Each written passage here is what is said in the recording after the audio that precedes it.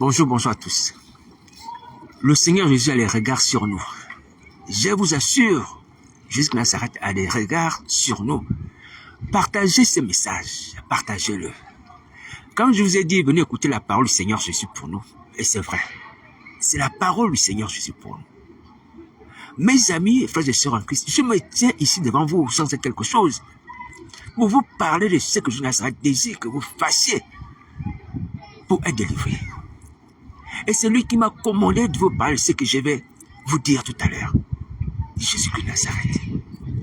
Déjà, il faut souligner son amour. Il faut souligner sa patience.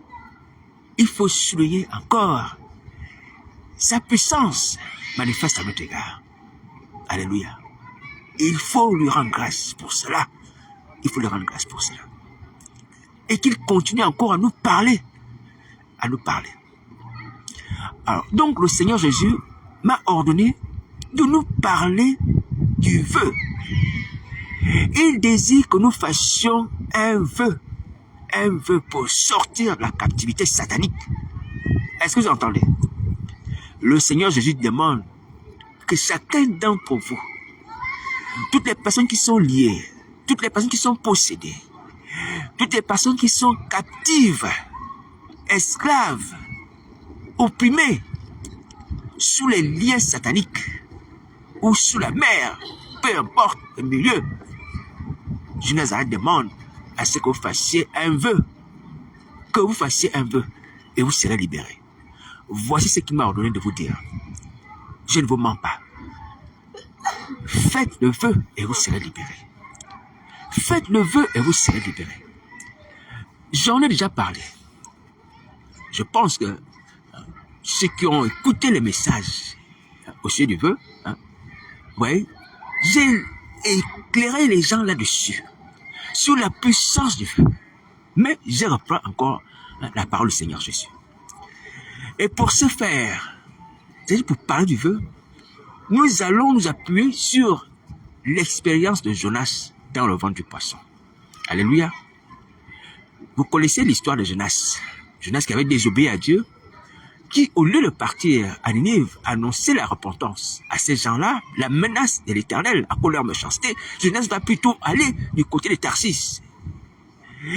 Et le comble, c'est qu'en cours de route, on le jette à la mer. Mais, gloire à Dieu, un poisson l'avale et le maintient dans son estomac.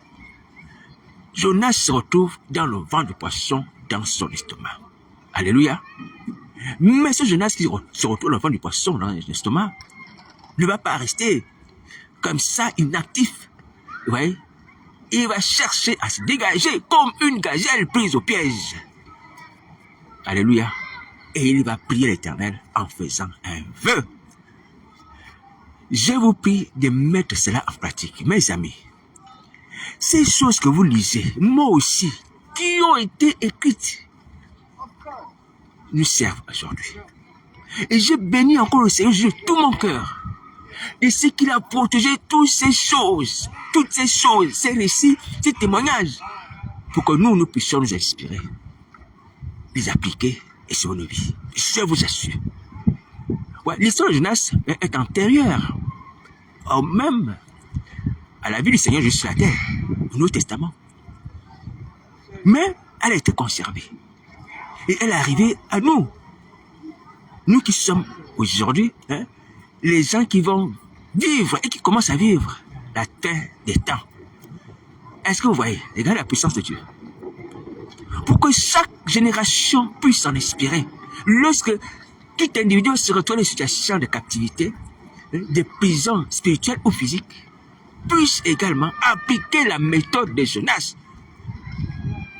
La méthode de Jonas est une méthode divine. Est une méthode qui porte fruit et qui est efficace en tout temps et en toutes circonstances. Et surtout actuellement lorsqu'on est captif. Est-ce que vous entendez ça? Donc notez bien que c'est Jésus qui m'a ordonné de vous parler du vœu. Et je m'appuie ici sur le vœu de Jonas. Parce que c'est le vœu qui correspond le mieux à nos situations de captivité spirituelle. Ainsi donc, Jonas qui se retrouve dans le ventre du poisson va adresser à l'Éternel des armées une prière. Alléluia. Nous sommes dans le livre de Jonas chapitre 2. On va lire la prière de Jonas. Jonas chapitre 2 à partir du verset 1. Jonas dans le ventre du poisson pria l'Éternel son Dieu. Il dit, dans ma détresse, j'ai invoqué l'Éternel et il m'a sauvé. Du sein du séjour de mort, j'ai crié et tu as entendu ma voix. Tu m'as jeté dans l'abîme, dans le cœur de la mer, et les courants m'ont environné. Toutes les vagues, tous les flots ont passé sur moi. Je disais, je suis chassé loin de ton regard, mais je verrai encore ton Saint-Temple. Les eaux m'ont couvert jusqu'à m'ôter la vie. L'abîme m'a enveloppé, les roseaux ont entouré ma tête. Je suis descendu jusqu'aux racines des montagnes. Les barres de la terre m'enfermaient pour toujours, mais tu m'as fait remonter vivant de la fosse. Éternel mon Dieu, quand mon âme était abattue dans le moi, je me suis souvenu de l'Éternel et ma prière est parvenue jusqu'à toi dans ton Saint-Temple. Ceux qui s'attachent à de vaines idoles est loin de la miséricorde. Pour moi, je t'offrais sacrifice avec un cri d'action de grâce. J'accomplirai les vœux que j'ai faits. Le salut vient de l'Éternel. L'Éternel parla au poisson et le poisson vomit Jonas sur la terre. Alléluia. Gloire à Dieu. Alors, ce qui nous intéresse ici, c'est le passage en rapport avec le vœu. Alors, il faut préciser ce que c'est le vœu. Le vœu, c'est quoi? Le vœu, c'est une promesse qu'on fait à Dieu. Lorsque on est dans une situation inextricable, une situation dont on ne peut pas s'en sortir, on fait une promesse, vous voyez, à Dieu d'un acte, ou bien d'une action, ou bien d'un don de reconnaissance, alléluia, à cause de la délivrance qu'on attend. Donc on fait la promesse à Dieu d'un don, d'un acte de reconnaissance à cause de la délivrance qu'on attend, qu'on lui demande. Vous voyez? Voilà, donc le vœu c'est cela, c'est une promesse qu'on fait à Dieu parce qu'on lui demande une intervention dans la situation où nous sommes sans secours, où nous sommes affaiblis. Alléluia, où nous n'avons pas d'issue. Et on fait la promesse à Dieu dans ce genre de situation-là. Une précision importante aussi, c'est que lorsqu'on fait le vœu à Dieu, comme la Bible souligne aussi, il ne faut pas tarder à l'accomplir. Donc, lorsqu'on fait la promesse du vœu, Seigneur, je ferai comme ça. Seigneur, je te donnerai comme ça. Seigneur, en me secourant, en me délivrant, je ferai comme ça, je te donnerai ça. Dès qu'il t'a secouru, dès qu'il t'a aidé, accomplis maintenant ta part. Accomplis maintenant ta promesse. C'est ce que la Bible recommande. Alléluia. Voilà, ne faisons pas de promesses à Dieu sans les accomplir. Ainsi donc, la situation que nous vivons est une situation qui relève également la situation de Jonas. C'est la même chose. C'est la même chose. Nous sommes deux fois captifs. Jonas était captif du poisson, Jonas était captif des eaux. Alléluia. Déjà ici, sortir des eaux était possible. Sortir du poisson aussi n'était impossible à Jonas. Si sortir des eaux pouvait être possible, c'est qu'il n'était pas le cas. Ouais. Il était dans deux impossibilités. Deux impossibilités. Il ne peut pas sortir des eaux de l'océan et vivre. Et il ne pouvait pas également sortir du ventre du poisson. Avec quelle force? Avec quelle force va-t-il percer l'estomac du poisson? Vous voyez? Ou sortir de sa bouche? Vous imaginez la taille du poisson. Donc Jonas était dans l'impossibilité de sauver sa vie. Lié, comprimé dans l'estomac d'un poisson et sous la mer. Doublement enfermé. Et c'est notre situation spirituelle. Bon, les gens sont possédés par les esprits malins. Les esprits de python, peu importe leur nature. Et vous êtes également captifs sous les eaux. Là où Satan son tour là-bas. C'est pas aujourd'hui j'en parle. Et le Seigneur a maintes fois révélé cette situation. Oui. Donc, nous aussi, spirituellement, nous sommes doublement captifs. Captifs d'esprits malins et captifs du royaume des ténèbres, du royaume de Satan, sous la mer. Sous la mer. Pourtant, il y a l'espérance. Il y a l'espérance. Parce que nous avons quelqu'un comme Jonas qui est sorti de sa double captivité. Alléluia. Il était libéré, de la puissance du poisson et de la mer en faisant un vœu à l'Éternel. Alors c'est pour ça que le Seigneur Jésus nous invite à faire le vœu. Alléluia. Il nous invite à faire le vœu comme Jonas.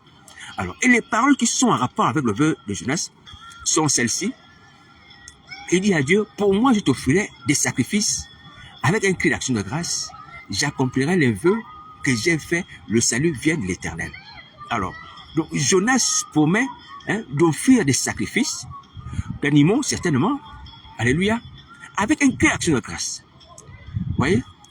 Et il dit qu'il accomplira les vœux qu'il a faits. Donc, ces promesses, ça constitue, ce que Jonas va faire à l'Éternel en reconnaissance de la délivrance qu'il attend. Est-ce que vous voyez? Alors donc, voici pourquoi nous aussi, dans la situation actuelle, nous devons promettre au Seigneur Jésus des choses. Alléluia. Ça peut être des sacrifices, ça peut être le service, ça peut être des biens matériels. Mais il faut faire une promesse. Une promesse dont nous sommes en même de tenir. Est-ce que vous entendez? Voici la parole de Jésus de Nazareth par rapport à nous. Le Seigneur désire intervenir. Il va intervenir dans nos vies. Mais faisons les vœux. Parce que dans la situation actuelle, nous sommes impuissants, nous sommes incapables de quoi que ce soit. Vous voyez, ballottés à gauche, à droite par les esprits malins, ou bien manipulés par le diable, vous voyez, assujettis, vous voyez, humiliés, vous voyez. On ne peut pas résister à Satan, la situation actuelle. Vous voyez. Mais si nous faisons le vœu, nous aurons la délivrance. Et la preuve, c'est que lorsque Jonas a fait le vœu, qui a promis les sacrifices avec un cri d'action de grâce, la Bible déclare que l'Éternel parla au poisson. L'Éternel parla au poisson. Suite aux promesses que Jonas a faites. Vous voyez? Jonas a fait des promesses et l'Éternel parla au poisson. Ça veut dire que c'était la bonne méthode. Ainsi, donc, on ne peut plus rester dans la situation actuelle comme ça. Alléluia. Vous voyez, on a plus que Jonas d'ailleurs. Parce que Jonas étant enfermé dans le ventre de poisson, ne peut pas parler. Il ne peut pas entendre sa voix.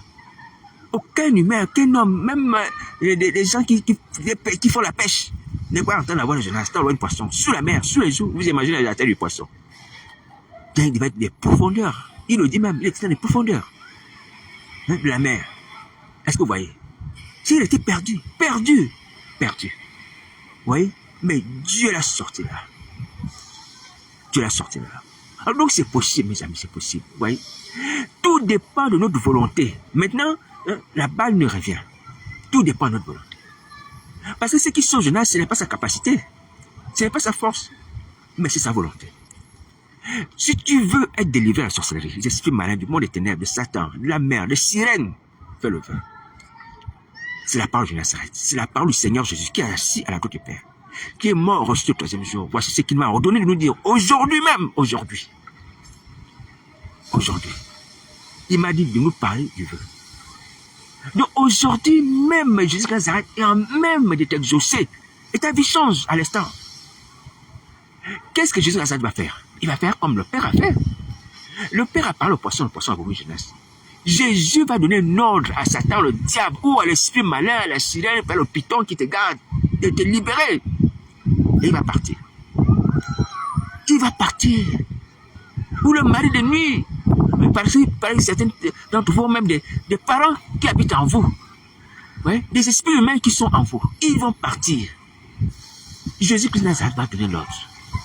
Est-ce que vous m'entendez? Vous m'entendez là? Donc, voici la promesse que Jonas a fait. On fait le vœu. Alléluia. Lui, il agira. Alors maintenant, le vœu peut être divers. Peut être divers. Ça peut être, là, comme j'ai dit, par exemple, un service.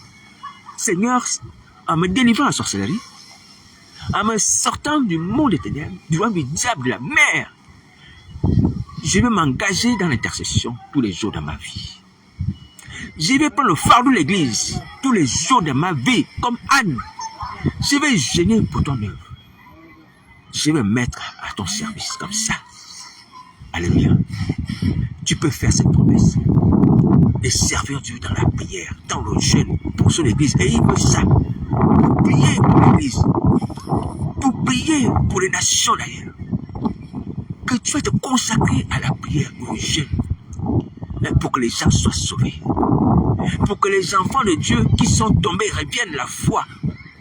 Pour que les faux qui sont faux aujourd'hui, qui agissent comme des faux, deviennent des vrais enfants de Dieu. Alléluia. Tu peux prendre cet engagement devant le Seigneur Jésus en reconnaissance de la délivrance que tu lui demandes. Et c'est une bonne chose, autant que nous sommes. Est-ce que vous entendez ça? Donc, pour ce qui est du service, tu peux faire un vœu de ce type. Ça, c'est un exemple. Tu peux aussi dire, Seigneur, je vais te consacrer ma maison. Ma maison sera une maison de prière. Alléluia. Je te consacrer ma maison, Seigneur. Moi, ma femme, mes enfants, c'est un homme. Nous, on va les louer. S'il faut les louer, on va les louer. Mais sors-moi de la sorcellerie. Délivre-moi cet esprit malin. Délivre-moi du royaume de Satan. Délivre-moi du joug des esprits humains, démoniaques. Libère mon âme de la mer du royaume des eaux. Libère mon âme. S'il te plaît, Seigneur Jésus. Et je te donne ma maison comme un lieu de prière, afin que dans ma maison soit créée une église de maison, comme dans le Nouveau Testament, les églises de maison existaient. Tu peux donner ta maison comme ça. Je dis, moi, ma femme, même s'il faut aller au village, on va aller au village. S'il faut aller louer, on va le louer. Parce que qu'est-ce que c'est d'avoir une maison, une belle maison, mais dans laquelle tu es esclave de Satan. Les démons te suivent dedans. Toi et tes enfants, vous êtes malades. Ta femme, vous êtes malade. On vous suit tout le temps, toutes les nuits. On prend votre sang et toutes ces choses. Fais le vœu. Tu ne payes pas pour te la maison. C'est un acte de reconnaissance. Parce que qui peut payer le salut? Qui peut payer le salut son nom? Qui peut payer la délivrance? Quel est le prix du salut? Quel est le prix de la délivrance? Quel est le prix de la guérison? Aucune chose sur terre ne peut payer. Tous nous recevons le Dieu. Alléluia. Dieu veut simplement que nous puissions manifester un acte de reconnaissance. Alléluia. Que nous soyons des gens aussi qui savent aussi être reconnaissants vis-à-vis de lui. Vous voyez comment lorsque Dieu demande des choses, David l'a dit, ce que nous te donnons, nous le recevons en ta main. Vous voyez? Lorsque les anciens pouvaient payer la dîme, mais c'est Dieu qui leur donnait les moyens pour payer la dîme. Alléluia. Il leur donnait les moyens pour payer la dîme. Il donnait les animaux, il leur donnait les bêtes. Et sinon, ils pouvaient payer la dîme. Donc, c'est Dieu qui nous donne tout ce qu'on fait aujourd'hui, et tout ce qu'on a. Et donc, si tu demandes de faire, par exemple, un vœu, et si tu as envie de donner ta maison, parce que c'est lui qui t'a donné d'avoir les moyens de pouvoir acheter cette maison. Alléluia. Et la terre, tout ce que l'enfer lui appartient. La terre, tout ce que l'enfer lui appartient. Alléluia. Voilà. C'est juste que Dieu veut que tu manifestes son caractère. Quelqu'un qui sait donner et quelqu'un qui sait être reconnaissant. Est-ce que tu entends? C'est ce caractère qu'il veut voir de nous. Quand on paie les dîmes, c'est lui qui nous donne l'argent. On paie les offranses. Et les offrandes, on donne les offrandes, c'est lui qui nous donne l'argent. Nous serons encore donnant parce que notre argent est sorti de nous-mêmes. C'est lui qui nous donne la santé, qui nous donne la force et les moyens de pouvoir travailler cet argent. Et David l'avait compris. Nous t'offrons ce que toi, tu nous as donné. Alléluia. Voilà. Donc, par rapport à la délivrance, mon frère, quand tu regardes ta vie, est-ce que tu penses que donner ta maison à Dieu comme un lieu de prière, comme une église de maison, c'est quelque chose par rapport à la délivrance que tu obtiens? L'esprit malin te quitte à jamais, à jamais. Satan ne peut plus te réclamer. C'est fini. Le monde éternel ne va plus venir te chercher pour aller travailler sous la mer. Tu deviens libre. Tu n'es plus esclave de Satan à jamais. Et ta place héros dans l'homme de Dieu éternellement dans la sainte demeure de Dieu. Je dis bien la sainte demeure de Dieu. Dieu veut seulement que tu manifestes la reconnaissance. Déjà dans le départ, c'est sa volonté de nous sauver. Il faut le savoir. Qui est veut ou pas, c'est sa volonté de nous sauver. Mais comme il a tracé aussi un chemin, il a monté les voies pour pouvoir nous aider. C'est pour ça qu'on utilise cette voie qu'on appelle le vœu. Quelqu'un peut invoquer Dieu sans faire un vœu, dire Seigneur Jésus, sauve-moi, délivre-moi. Comme Bartimée. Alléluia. et il a été guéri. Vous voyez? Mais lorsque nous n'arrivons pas, nous sommes impuissants. Vous voyez? Il faut faire le vœu. Et Dieu intervient maintenant. Lui, il intervient. Alléluia. Il intervient. Donc voici la parole de Nazareth pour nous. Appliquez ça dès aujourd'hui, après avoir appliqué ça, mon frère, ma soeur, va faire le vœu. Arrête de faire les vidéos sur Internet. Il y a une qui j'ai encore vu en train de faire les vidéos sur Internet. Parler. Tu parles de quoi? Va faire le vœu, sauve ta vie, sur la sorcellerie. Mais c'est pas vrai. Vous allez vous réveiller quand? Quand vous serez en train de brûler dans le feu. Vous allez dire, ah, mais j'aurais dû faire le vœu de jeunesse, hein. J'aurais dû faire le vœu de jeunesse. Mais c'est pas possible. Faites ces choses maintenant. Faites ces choses maintenant parce que le temps est en train d'avancer. Le temps est en train d'avancer. Il sera trop tard bientôt. Il sera trop tard bientôt. Déjà, je vous ai dit, les fléaux arrivent. Les fléaux arrivent. Faites les choses que Dieu demande maintenant. Faites le vœu, vous serez libérés. Faites le vœu, vous allez sortir de la mer, vous allez des ténèbres. Vous serez libérés. C'est jusqu'à ça que tu vas s'en occuper. Vous voyez? L'Éternel parla au poisson et le poisson vomit Jonas. Est-ce que Jonas a fait quelque chose au poisson? Vous avez entendu que Jonas a fait quelque chose au poisson? Non. C'est Dieu qui a parlé au poisson. Dieu donne un ordre à Satan, il part. Dieu donne au démon, il part. Dieu donne à l'homme qui te tient ou la femme qui te tient en captivité, elle part ou il part. Alléluia. Donc ne crains pas, fais le vœu. Alors, je voudrais préciser encore une chose. Lorsque Jonas se retrouve dans cette situation d'impuissance, parce qu'il est immobilisé, il est paralysé, il est dans l'estomac d'un poisson. Donc, Jonas ne peut pas se mouvoir, il ne peut pas parler, il ne peut pas parler, se faire entendre. Même si on n'a pas besoin, Dieu n'a pas besoin de nos paroles pour se faire entendre. Au travers de nos pensées, il nous entend. Vous voyez? Mais c'est pour dire comme à les humains, lorsqu'on a l'habitude de prier, lorsqu'on prie souvent, on prononce ces paroles. À ce moment. Donc, Jonas n'avait pas cette liberté-là. Il n'a pas cette aptitude-là. Vous voyez? Des sons ne pouvaient pas sortir pour pouvoir transpercer même le ventre du poisson. Pour aller à l'extérieur, non. Sur la mer, dans le ventre du poisson. Impossible. Vous voyez? Il ne peut même pas bouger. C'est tellement comprimé dans le ventre du poisson. Et avec environné certainement des restes des aliments qui étaient dans l'estomac du poisson. Vous imaginez peut-être l'odeur qui était à l'intérieur du ventre d'un poisson, l'estomac, les aliments qui ont certainement dormi déjà, les restes, des choses comme ça. Hein? Avec un liquide, certainement liquide qui est dans l'estomac, ouais, qui n'était pas, on va dire, qui n'était pas nutritif pour l'homme. Vous voyez? On ne mange pas la même chose que les poissons à certains moments. Ben, c'est vrai que les poissons, parfois, tu as une jette du pain, ils mangent. Mais lorsque dans l'estomac, c'est autre chose. C'est autre chose. Donc, je laisse dans un environnement où il pouvait m'attraper une infection. Une infection. Une infection. Alléluia. Mais il ne s'était pas découragé.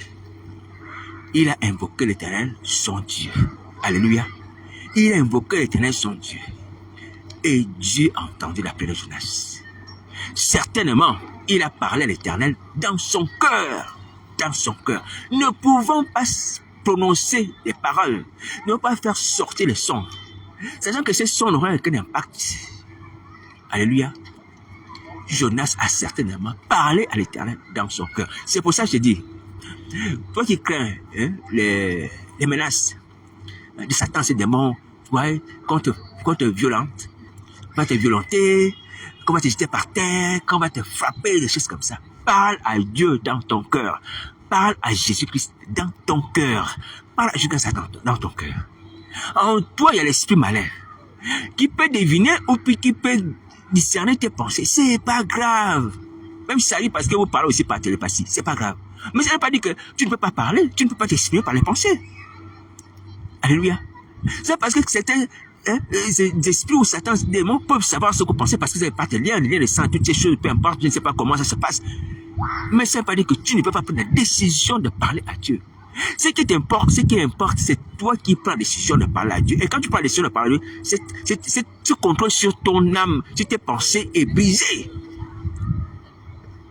Il contrôle tes pensées ou il voit tes pensées parce que tu n'as pas pris la décision de tourner vers Dieu. Je vous ai dit, le trône de la grâce, c'est le lieu où on trouve grâce. Et quand on se tourne le trône de la grâce, les liens avec le monde des ténèbres tombent. Est-ce que tu vois? L'emprise avec le monde des ténèbres tombe. À partir du moment où tu persévères à tourner tes regards vers le trône de la grâce, vers le trône de Jésus. Est-ce que tu m'entends? Même s'ils vont continuer à cause de l'esprit malin, même s'ils vont continuer à cause du pacte de sang, je ne sais pas par quel moyen, peu importe.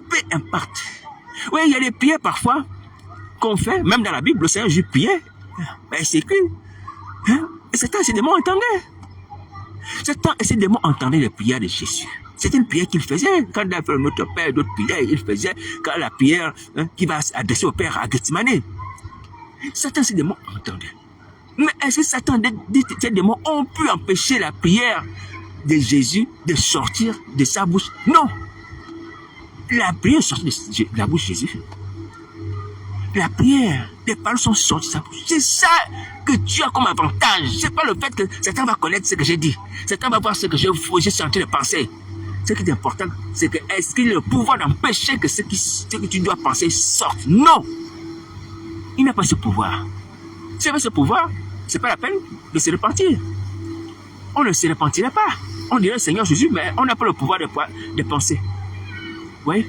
On n'a pas le pouvoir de penser. Donc du coup, il n'y a pas de salut possible. Mais nous avons le pouvoir de pouvoir penser. C'est le pouvoir d'exprimer les pensées à Dieu. De prier par les pensées, tu as ce pouvoir-là.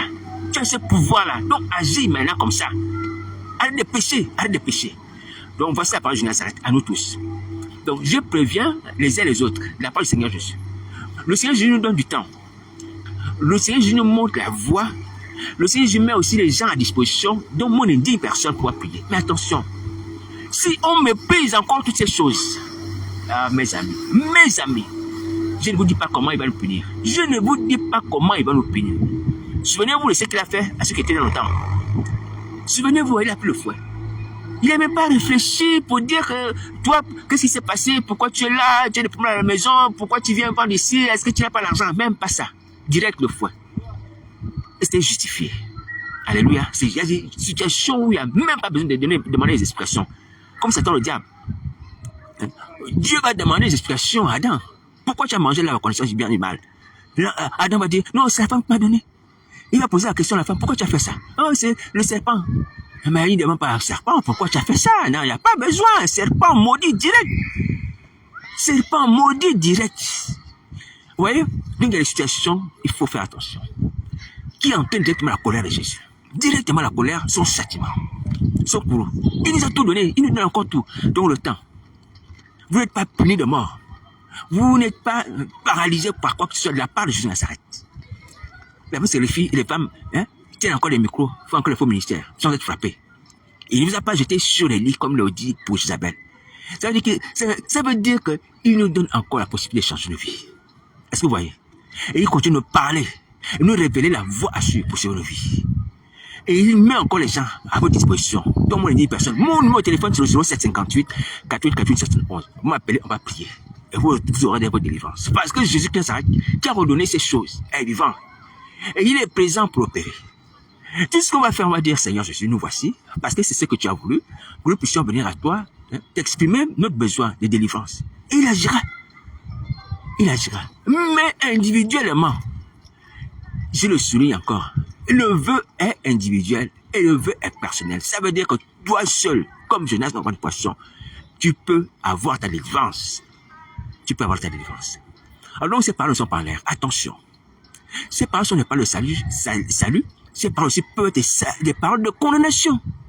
Parce que lorsque le Seigneur Jésus va nous juger devant le grand trône, vous voyez, il va dire, mais est-ce que vous n'avez pas lu comment Jonas a fait? Vous n'avez pas lu ça? Qu'est-ce qu'on va dire? Qu'est-ce qu'on va dire? Rien du tout. Donc, méfiez-vous la colère de Jésus. Attention, il donne beaucoup. Il donne beaucoup. On a déjà fait beaucoup de dégâts. On continue à faire des dégâts. Attention, arrêtez. Les gens de l'église de Paris, arrêtez les faux ministères, des ministères des femmes. Ceux qui sont tombés, arrêtez d'exister les ministères. Tout le monde doit faire le vœu. Tout le monde doit faire le vœu dans le secret. Faites le vœu dans vos cœurs. Et j'ai pris qu'il en soit ainsi. D'ailleurs, c'est même mieux dans le cœur. Pourquoi? Parce que si vous faites des vœux en prononçant les paroles, Satan et ses démons vont entendre. Ils vont écouter, ou même les hommes. Or, si c'est dans votre cœur, c'est encore secret et c'est encore efficace. C'est intime, c'est entre toi et Dieu. Anne a fait le vœu. Elle remuait simplement les lèvres. Lorsqu'elle demandait à l'Éternel des armées de lui donner un fils. Ouais. Élie qui voyait Anne en train de prier, elle voyait une femme remuant les lèvres, murmurant des choses. mais ne comprenaient pas ce qu'elle disait. Alléluia. Voilà, donc c'est dans ton intimité avec Christ que tu auras la solution. Je viens vous dire que là, il s'agit de notre éternité. Arrêtez de plaisanter. Arrêtez de plaisanter sur Internet. Venez faire les vidéos pour obéir à Satan ou passer du temps pour se faire voir. Arrêtez de plaisanter, mes frères et sœurs, arrêtez. Il s'agit de l'éternité. Il s'agit également de la mort, parce qu'on est menacé de la mort. Il y a des gens qui sont encore morts aujourd'hui. Hein. Quelque part sur la terre, il y a des décès. Quelque part sur la terre, il y a des veilles de mortuaires. Il y a des gens qui sont dans des morgues aujourd'hui. Et ça peut arriver pour nous. Donc arrêtez, et Jésus-Christ de Nazareth est vivant. Il est vivant, hein. Son sang témoigne, son sang qui annule les œuvres du diable. Que le chasse témoigne qu'il est vivant. Si vous voyez déjà l'œuvre de l'homme agir sur la terre, c'est que l'homme lui-même aussi est vivant. Tu vois son nom déjà agir, ça veut dire que lui-même aussi est vivant.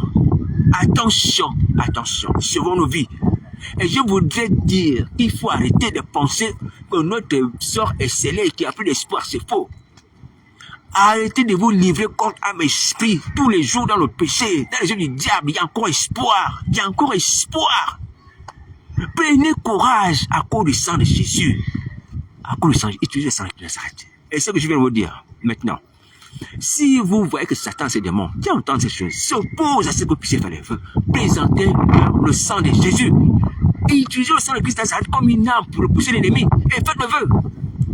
Satan, le sang de Christ Nazareth t'a vaincu. Recule. Satan, le sang de Christ Nazareth t'a vaincu. Recule. Et toi, tu fais le vœu. Tu fais les mêmes choses. Tu fais les deux choses en même temps. Alléluia. Tu éloignes l'ennemi et tu parles à Jésus. Tu éloignes l'ennemi, tu parles à Jésus. Tu éloignes l'ennemi, tu es capable de faire ça. Tu es capable de faire ça. Ce n'est pas une course de vitesse. Ce n'est pas courir le 100 mètres. C'est parler simplement. Tu parles à Satan, tu parles à Jésus. Tu parles à Satan, tu parles à Jésus. Tu es capable de faire ça. Vous faites des longs discours, des longs messages pour rien. Moi, je te dis que tu vas parler pour ta vie. Pour que ton âme vive en paix dans le royaume des cieux, dans le paradis. Tu peux faire ce sacrifice-là. Hein? Même jusqu'au sang. Donc, voici la parole de Nazareth. Si vous ne faites pas ça, vous serez puni. Vous serez puni. Votre sort sera réellement scellé. Et sera à cause de votre faute. À cause de vous-même. Et pas votre faute. Oui. Donc, ne laissez pas Satan, l'avantage. Nous sommes en train d'entendre le feu. Mes amis, mes frères et sœurs, battez-vous. Battez-vous. Faites de feu. Utilisez le sang de Christ Nazareth contre l'opposition au feu. Et j'ai béni le Seigneur Jésus pour cela. Donc, c'est un rappel urgent, aussi dans la situation actuelle. C'est-à-dire que nous sommes dans un contexte de guerre. Alléluia.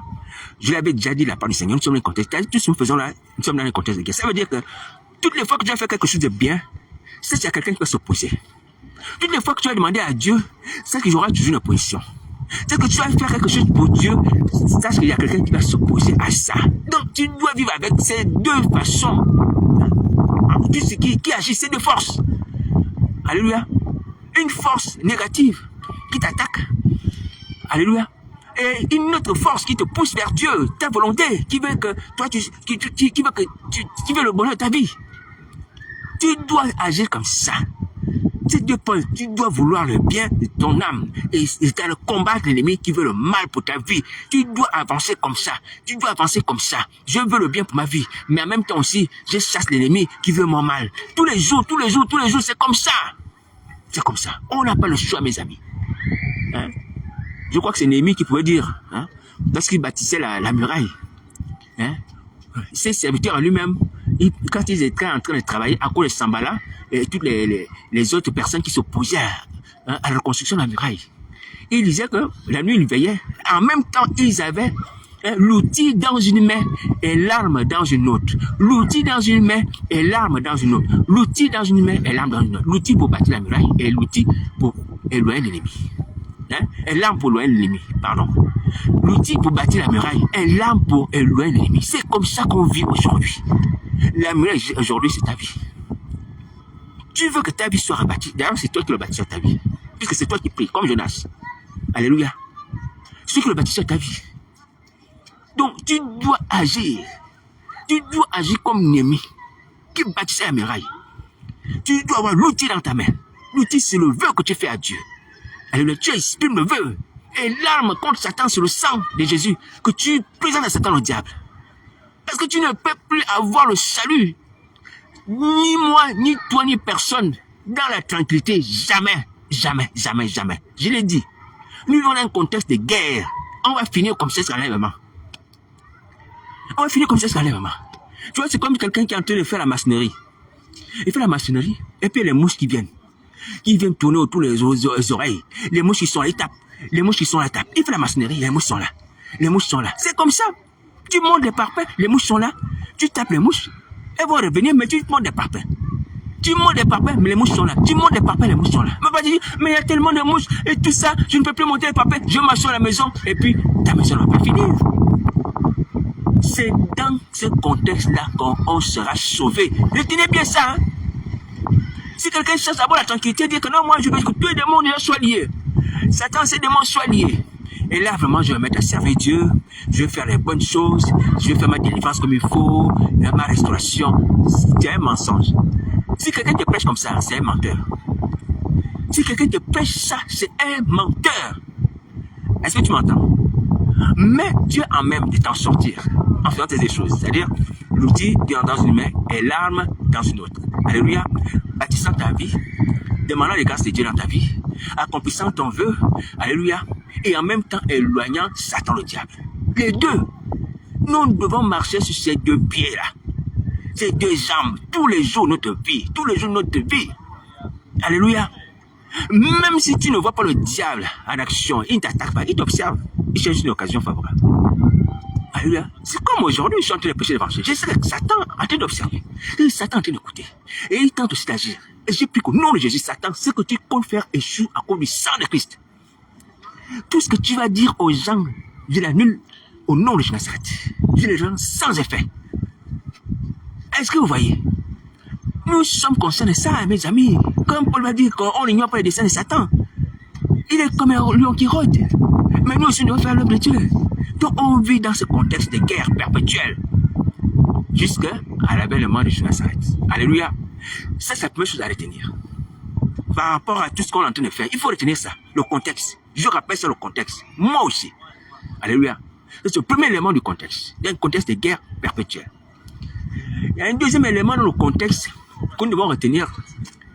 C'est celui de la fin des temps. Alléluia. Ou celui de l'enlèvement, s'il vous plaît. Donc, nous devons aussi bien le contexte que Jésus-Christ de Nazareth va venir chercher. Le son, la trompette peut retentir. Alléluia. On va être enlevé. On va partir.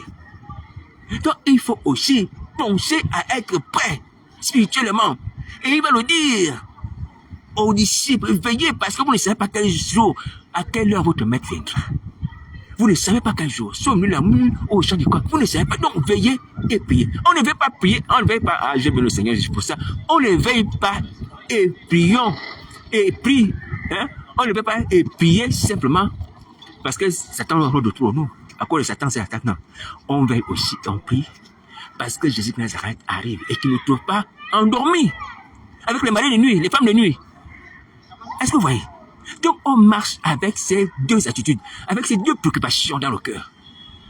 On veille, on prie à cause de Satan le diable. On veille, on prie parce que Jésus Christ arrive. Retenez ça, notez ça. C'est comme ça, jusqu'à la fin. Jusqu'à la fin. Rien ne va changer. On rentre dans un système de guerre, jusqu'à ce que Satan soit lié. C'est la guerre. Depuis qu'il a été prescrit du ciel, il fait la guerre à l'homme. On va même dire depuis qu'il a tenté Adam et Ève. Alléluia. Donc, nous sommes dans un environnement de guerre, également d'attente de l'enlèvement. Est-ce que vous entendez? Voilà, donc il y a l'enlèvement et la guerre. Il y a l'enlèvement et la guerre. L'enlèvement et la guerre. Attention, attention, attention.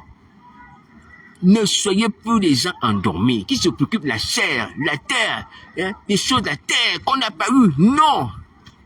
Non, on va t'enlever. Tu n'as pas eu les choses de la terre, c'est pas grave. Juste quand ça vient, tu seras consolé mieux que ce que tu as eu sur la terre. Tu auras les choses mieux que celles que tu n'as pas eues sur la terre. Est-ce que tu entends? Donc, tu te dépouilles. Tu te dépouilles de toutes les œuvres du diable, de toutes les futilités, des excès, même des biens matériels, même l'excès de ce qui est normal, l'excès de ce qui est permis.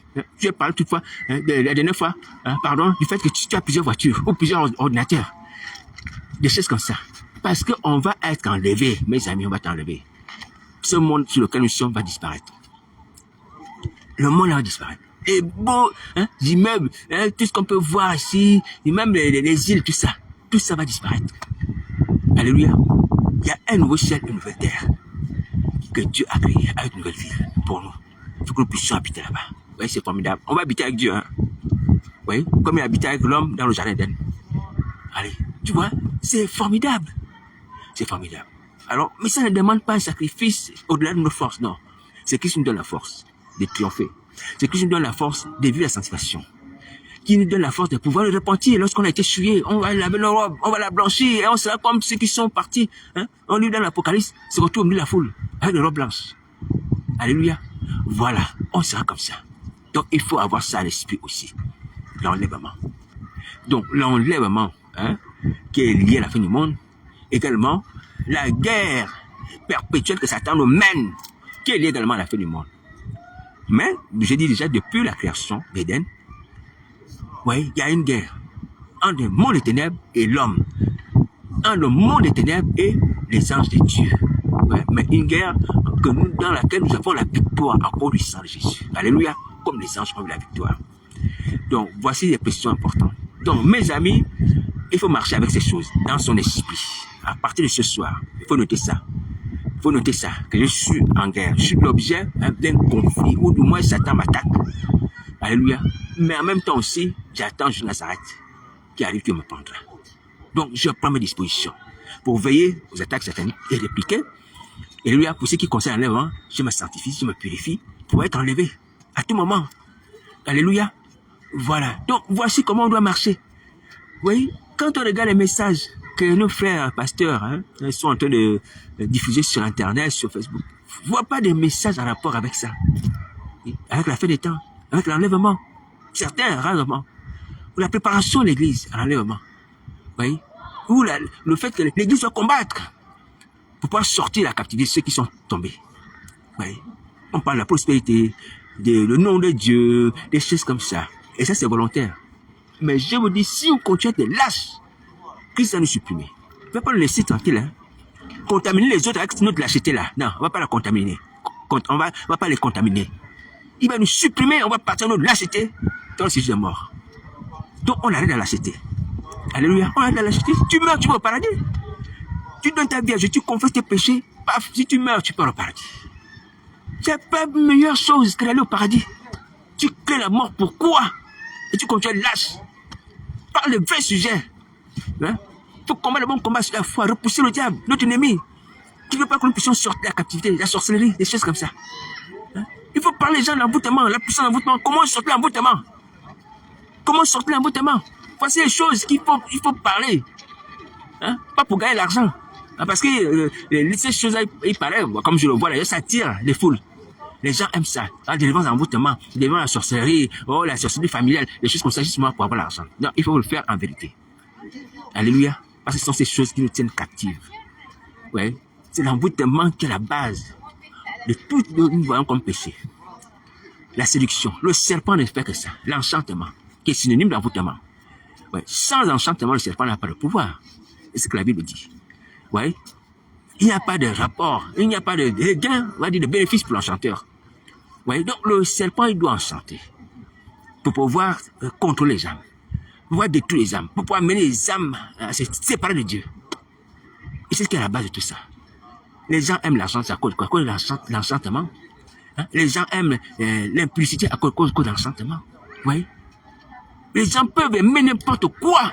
Le football à cause de l'enchantement. L'enchantement. Les gens peuvent aimer le basketball à cause de l'enchantement. Les gens peuvent aimer les vieilles voitures à cause de quoi? À cause de l'enchantement. L'enchantement. Ouais. Qui nous éloigne des préoccupations utiles, essentielles, qui sont le salut. Ouais. La sanctification, le service divin, des choses comme ça. Alors donc, voici pourquoi je dis encore aujourd'hui, mes amis, nous sommes enseignés. Aujourd'hui, nous sommes enseignés. On a ce qu'il faut pour sauver nos vies. Donc, il faut arrêter de perdre du temps maintenant. Donc, pratiquons ce que Christ veut. Donc, faisons des vœux. On fait des vœux. Des vœux comme sur le Jonas. Et on évite de faire le vœu de cette femme, le Proverbe 7, qui pouvait dire à ce garçon, en l'embrassant, voilà, j'ai accompli mon sacrifice d'action de grâce, j'ai été trouvé. J'ai accompli mes vœux. Ouais, quelque chose comme ça. Il faut arrêter ça. C'est pas ce genre de vœu là. Ne tournez plus la parole de Dieu. C'est pour votre salut. C'est pour notre salut. Appliquons la parole de Dieu sainement. Sainement. Vous voyez? Sans la détourner, sans la sataniser. Est-ce que vous entendez? Donc voici la parole de Dieu Nazareth. Maintenant, si vous ne faites pas ça, vous serez puni. Sévèrement puni. Et avec logique. On l'a tout pour être sauvé. Donc, je nous dis encore que le temps est en train de passer. Le temps est en train de passer. Le temps est en train de passer. Attention, le temps est en train de passer. Nous ne savons pas à quel moment le Seigneur Jésus va siffler la fin de la grâce. Nous ne savons pas à quel moment. Il faut se dépêcher d'aller faire le vœu au Seigneur Jésus maintenant. Donc, j'ai expliqué à peu près ce que c'est le vœu. C'est une promesse qu'on fait à Jésus Nazareth. Alléluia. Une promesse en guise de reconnaissance d'une délivrance, d'un bienfait qu'on lui demande. Alléluia. Et on peut faire cela dans notre cœur. Secrètement dans notre cœur. Et si le diable se pose, on lui présente le sang de Jésus. Est-ce que vous entendez? Si le diable se pose, les démons, peu importe l'esprit malin qui est en toi se pose, ne veut pas que tu fasses ça. Parle-lui du sang de Christ qui t'a racheté. Dis-lui que le sang de Christ m'a racheté. Tais-toi, esprit malin. Alléluia. Parle à Jésus. Fais le vœu. Arrête de perdre du temps et d'aller dans le monde ténèbres la nuit. Que Christ ne te trouve pas encore en train de faire les choses du diable. Après avoir entendu ça. Vraiment. Mais plutôt que Jésus Nazareth puisse t'exaucer et te libérer. Et c'est ma prière. Mon frère, ma soeur, fais le vœu. Les gens de l'église de Paris, faites le vœu.